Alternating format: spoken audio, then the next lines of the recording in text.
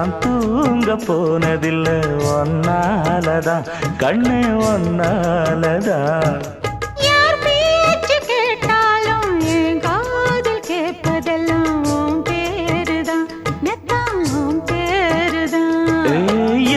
நினப்பு என் மேல இருந்தும் எட்டி போகலாமோ கட்டிக்கு முன்னே ஒட்டிக்கொள்ளலாமோ முத்தமிட்டா மோசம் என்ன உண்டாகும் சத்தமிட்டா நிலைமை என்னாகும் புது வளையல அரைச்சு தொண்டையில தான் நினைச்சு மாமா கிட்ட பேச போற மணிக்கணக்கா தூண்டாமணி விளக்க